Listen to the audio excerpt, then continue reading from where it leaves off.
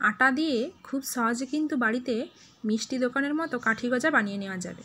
তার জন্য এখানে নিয়ে নিয়েছি 1 বাটি আটা, দিয়ে দিচ্ছি কালো জিরে আর অল্প জোয়ান, সামান্য পরিমাণ চিনি আর সামান্য পরিমাণ লবণ। লবণটা কিন্তু বেশি দেওয়া যাবে না, লবণটা এখানে অল্প পরিমাণে দিতে হবে। দিয়ে এবারে দিয়ে দেবো রান্নার তেল, দিয়ে 1/2 চামচ দিয়ে দেবো বেকিং সোডা আর 1/2 চামচ বেকিং পাউডার, দিয়ে ভালো করে সব মিশিয়ে নিয়ে তারপর অল্প অল্প করে জল দিয়ে একটু শক্ত করে ডো বানিয়ে নেব। দেখো ডোটা এরকম করে বানিয়ে নিয়েছি। দিয়ে এবার ঢাকনা লাগিয়ে 1/2 ঘন্টা রেখে দেব। 1/2 ঘন্টা পরে কিন্তু ডোটা অনেকটা সফট হয়ে যাবে আর একটু ফুলে যাবে।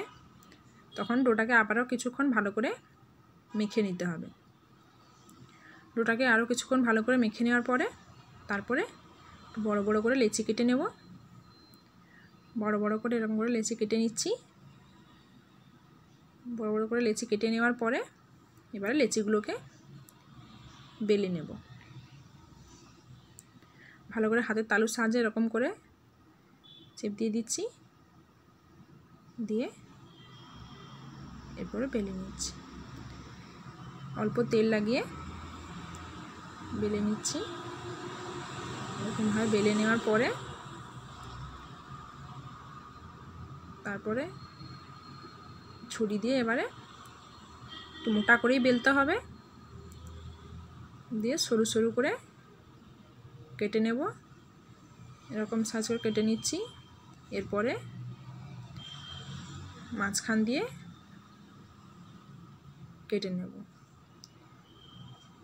দেখো এরকম করে কাঠি গজার আকারে শেপ দিয়ে দিচ্ছি। দেওয়ার পরে এবার একটা ছান্তা নিয়ে নেব, দিয়ে ছান্তার মধ্যে এবার একটা একটা করে উঠিয়ে নেব। এরকমভাবে বড় রাখতে চাইলে বড় করতে পারো, ছোটো রাখতে ছোটো করতে পারো।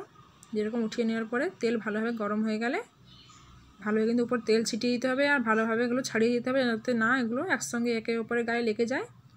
এভাবে ছাড়িয়ে নিয়ে একটু কড়া করে ফ্রাই করতে হবে। ভালো করে কড়া যত ফ্রাই করবে গজাটা তত মুচমুচে হবে। দিয়ে ভালোভাবে কড়া করে ফ্রাই করে নেওয়ার পর মিডিয়াম আঁচে তারপর এটাকে ভালো করে তেলটা ছাড়িয়ে নেব। দেখো এরকম হয়ে গেছে, এর থেকে বেশি করব না, সেক্ষেত্রে কালো হয়ে যাবে। এইভাবে সবগুলো করে নেব। বাকিগুলো সবগুলো একসঙ্গে এরকম করে নিয়েছি। এরপরে চিনির সিরাটা রেডি করে নেব। এখানে নিয়ে নিয়েছি একটু বেশি পরিমাণ চিনি নিতে হবে।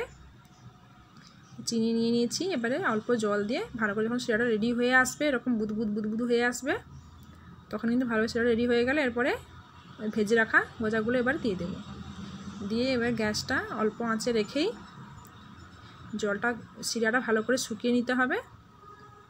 চিনির সিরাটা ভালোভাবে যখন শুকিয়ে যাবে তখন সুন্দর দানা দানাগুলো লেগে যাবে। এখানে তোমরা চাইলে চিনি গুঁড়োও ইউজ করতে পারো। অল্প জল দিয়ে অল্প আঁচে করতে করতে সুন্দর একটা কাঠি গজার আকার চলে আসবে, গায়ে সুন্দর চিনিগুলো লেগে থাকবে। এরকমভাবে হয়ে যাবে। দেখো কতটা হয়ে এসছে।